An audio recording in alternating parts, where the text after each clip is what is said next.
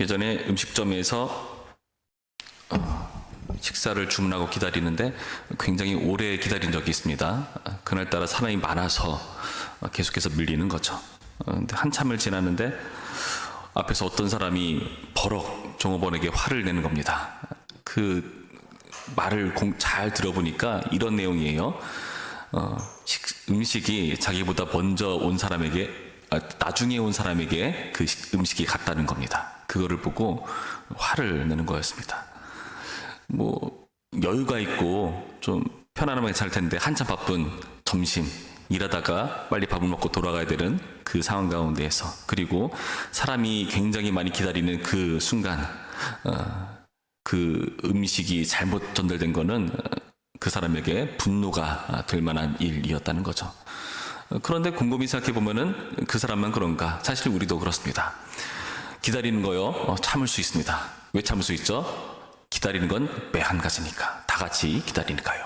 그러나 순서가 잘못되는 것은 못 견딥니다. 참을 수가 없습니다. 왜일까요? 그것은 공정하지가 않거든요. 다른 사람도 적어도 나만큼은 기다려야 되는 것이고, 그리고 그것이 공정하게 분배된다면은 꼭 기다린 거 상관없이 큰 문제가 없는 건데, 그 순서를 그렇게 잘못 전달되는 것은 분노가 충분히 될 만한 일이겠다. 저도 그렇고 많은 사람도 그러리라 생각을 합니다. 우리가 지금 보고 있는 야곱의 축복의 내용들을 살펴보면은 딱 그래 보입니다. 그 축복의 내용이 사실 그 아들들에게 전달되는 내용들이 이게 공정해 보이지가 않기 때문이죠. 우리가 지난 시간에 살펴봤던 그 르우벤과 시므온과 레이는 어땠습니까? 분명히 아버지는 축복이라고 해서 그 전해준 거거든요. 그 28절 말씀 보시면은 이렇게 되어 있어요. 지금 장래일을 유언처럼 말하는 그 장래일을 28절에서는 이렇게 말을 해줍니다. 이들은 이스라엘의 12지파라. 이와 같이 그들의 아버지가 그들에게 말하고 그들에게 축복하였으니 곧 그들 각 사람의 분량대로 축복하였더라.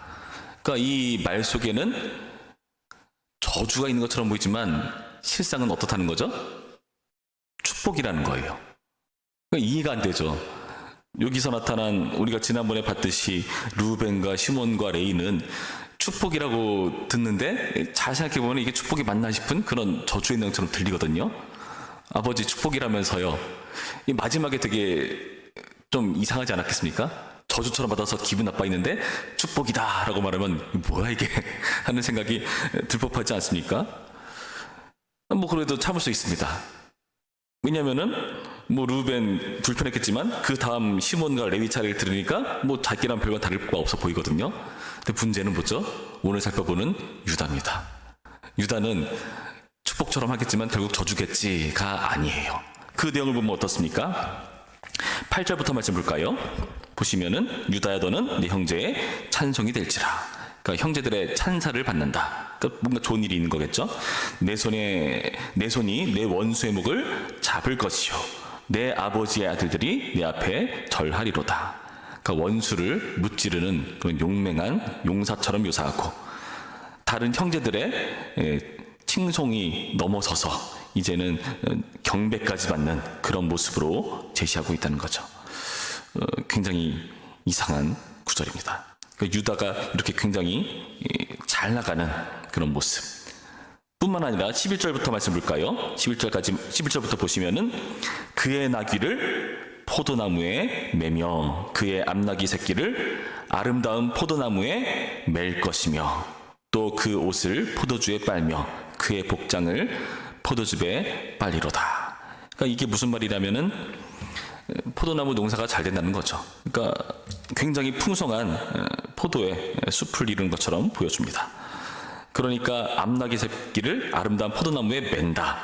보통 잘 가꾼 나무에 매지는 않을 겁니다. 근데 그만큼 이 나무가 흔해지고 나귀를 맬 수 있을 정도의 그런 튼튼하고 많은 그런 축복을 이야기하고 있죠. 근데 이게 더 나아가서 12절 말씀, 그의 눈은 포도주로 인하여 붉겠고 그의 이는 의로 말미암아 희리로다. 포도주를 많이 마신다고 눈이 붉어지겠습니까? 우유를 아무리 많이 마신다고 이가 휘어지겠습니까?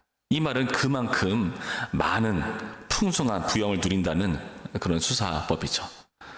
여러분, 이렇게 잘 나가고 있는 유다의 모습, 그의 지위로 보나 그리고 재산으로 보나 이렇게 많은 복을 누리는 모습, 그 앞에 르우벤과 시몬 레위가 보기에 어떻겠습니까? 배가 아프지 않았겠습니까? 여러분, 그리고요, 유다가 실상 이런 축복을 받을 만한 사람이었는가?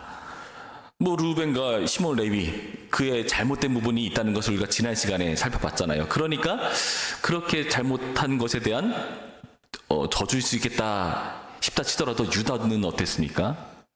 유다도 죄가 있거든요. 어떤 죄였죠?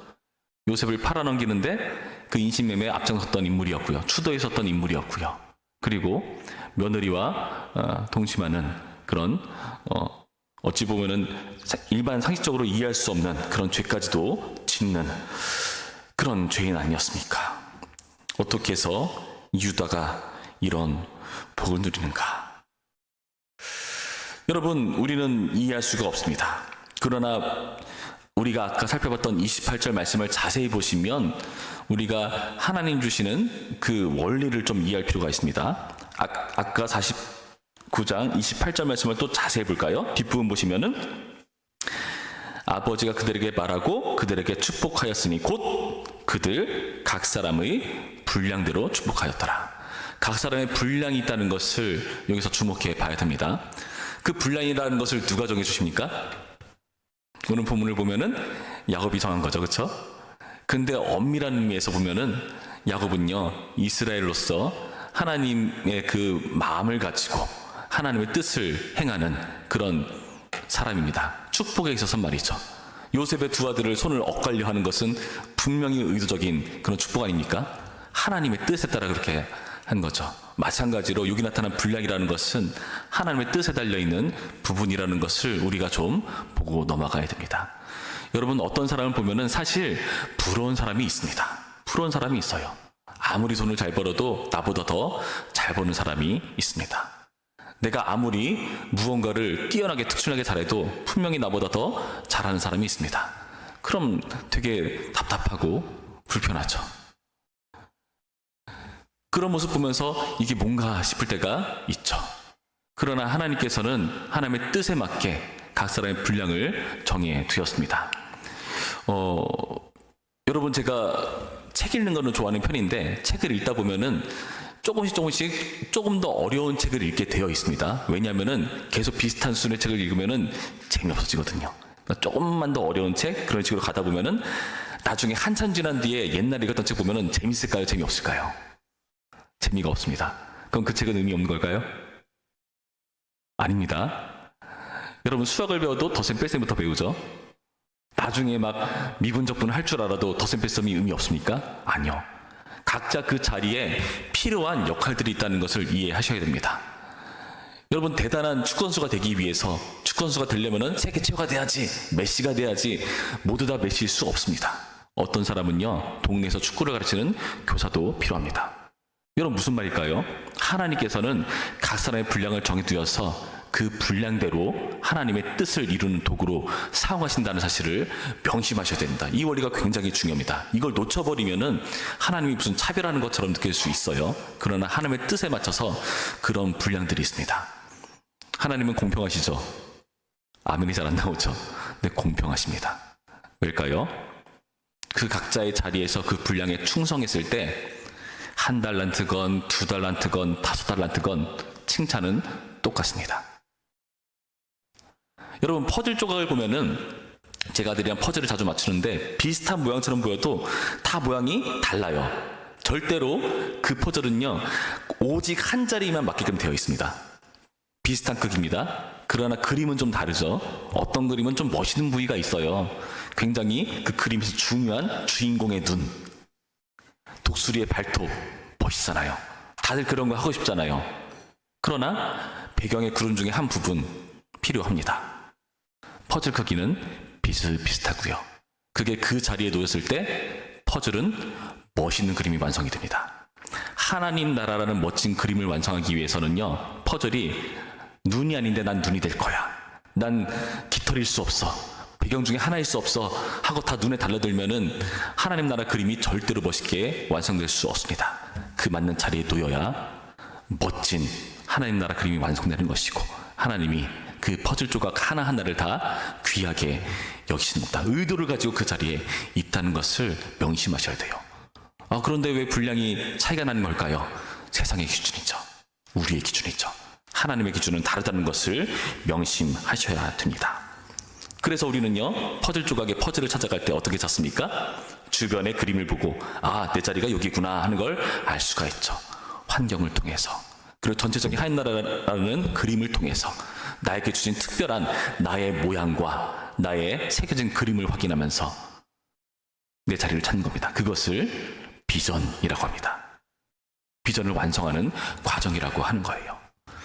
그리고 여러분, 우리가 그 역할 속에서 우리가 봤을 때 뭔가 대단해 보이는 그런 분량을 가진 사람, 그런 사람의 덕을 우리가 누리는 겁니다. 여러분, 내 주변에 노래 잘하는 친구가 있으면요, 그 노래 잘하는 친구의 덕을 누가 봅니까? 그 노래를 듣는 우리가 누리는 겁니다. 노래 부르는 사람은 피곤해요. 여기서는 이렇게 막 끄듬 처리를 해야 되고 얼마나 많이 복잡하겠습니까? 그런 거 신경 하나도 안 쓰고 편안하게 노래를 감상하고 즐기는 것은 주변 사람의 유익이라는 겁니다. 하나님께서 그 일을 위해서 그 사람을 그 자리에 둔 거고, 나를 그 자리에 둔 겁니다. 오늘 본문이 딱 그렇습니다. 유다가요, 어떤 일을 하는가? 여기 나타난 시므온은요, 나중에요, 이 유다 지파의 부속이 됩니다. 여호수아서 말씀을 보시면은 이 시므온 지파가 유다가 워낙에 많은 땅을 차지하니까 그 땅의 기업을 가져가게 돼 있어요. 그 안에 부속이 돼서 그 땅에 복을 누리는 자가 됩니다. 하나님의 원리라는 거예요. 누군가가 잘 되면은 그 사람의 복을 주변 사람들이 누리는 겁니다. 그게 교회이지 않겠습니까? 레위 지파는 또 어떻습니까? 하나님 저주 같았잖아요. 그 저주가 어땠습니까? 결국에는 축복으로 변해요. 레위는 막 흩어지고 찢어진다 이렇게 표현했지만 결국에는 48개 성읍으로 나눠져 가지고 각 지파마다 들어가서 그 지파에서 빛과 소금 역할을 감당하는, 그 지역을 거룩하게 만드는 제사장 역할을 합니다. 여러분, 하나님께서 축복이라고 하신 이유입니다. 우리는 저주처럼 여길지라도 말이죠. 그리고 이 유다의 특출나 보이는 역할, 세상의 기준에서요, 이건 언제까지냐? 바로 실로가 오시기까지라고 10절에서 밝혀주고 있습니다. 10절 말씀, 주가 유다를 떠나지 아니하며 통치자의 지팡이가 그 발 사이에서 떠나지 아니하기를 실로가 오시기까지 이르리니 그에게 모든 백성이 복종하리로다. 실로라는 것은 우리가 익숙한 말 샬롬, 그러니까 평안, 평강, 거기서 유래된 말입니다. 그래서 해석의 가능성은 여러 가지가 있어요. 평화를 만드는 자일 수도 있고, 아니면 그 평화를 그가 속한 것으로 그런 식으로 표현하는 말일 수 있습니다. 분명한 것은 주 통치자의 지팡이라는 말을 통해서 그 자리를 다스리고 통치하는 왕으로서 역할을 보여주고 있죠. 이 진정한 왕이 오시기까지 유다에게 이 역할이 있는 겁니다. 왕이 오신 이후에는요, 어떻게 될까요? 그 왕에게 그 왕으로서의 역할이 주어지는 것입니다. 이사야서 55장의 말씀을 보시면은 이런 말씀이 있습니다. 여러분 잘 들어보시기 바랍니다. 55장 1절 말씀입니다. 오호라, 너희 모든 목마른 자들아 물로 나오라. 돈 없는 자도 오라. 너희는 와서 사 먹되 돈 없이 값 없이 와서 포도주와 젖을 사라. 눈이 붉어질 만큼 많은 포도주, 이가 희어질 만큼 많은 그 젖. 여기서 보니까 돈 없이 값 없이 와서 사라라고 말합니다. 공짜라는 거예요. 누리라는 겁니다. 누구 때문에요? 여기 예언된 이 값 없는 포도주와 젖을 주시는 메시아 예수 그리스도를 통해서 주어지는 겁니다. 유다를 통해서 그의 다른 형제들이, 다른 지파들이 복을 누린 것처럼 이 예수 그리스도의 놀라운 은혜와 긍휼 때문에 우리는 값없이 포도주와 젖을 살 수 있는 존재가 되었습니다. 영생을 누리는 존재가 되었습니다. 유다의 덕을 다른 사람이 보는 겁니다. 시몬과 레위뿐만 아니라 르우벤뿐만 아니라 다른 여러 가지 모양 안에서도 각자의 역할에서 그 역할을 잘 해냈을 때에 그 덕을 누리는 사람이 분명히 있다는 것을 명심하시기 바랍니다. 누군가가 밥을 지어주면 그 밥을 먹는 사람이 복됩니다. 누군가가 정리를 도와주면 그 도움받는 사람이 복됩니다. 누군가가 다리가 불편한데 차를 태워주면 그 얻어 타는 사람이 복이 됩니다. 어떤 자리건 마찬가지입니다. 그 복된 자리는 우리 모두가 누리고요. 그 복된 자리를 우리 모두가 만들어냅니다. 예수님 이후에는 이제 우리에게 그 영생을 누리게 인도하는 역할을 우리에게 주어지지 않았습니까? 우리를 통해서 여러분 누군가가 이 복을 누렸으면 좋겠습니다. 어떻게 해야 가능할까요? 우리가 퍼즐 조각이 알맞게 놓였을 때, 우리가 그 퍼즐 조각을 알맞은 자리에 두게 할 때, 우리 주위에 있는 사람이 복을 받고 멋있는 하나님 나라라는 그림은 완성이 됩니다. 우리의 분량, 주님께서 정해주신 우리의 분량을 세상의 잣대에서 평가하지 마시고요.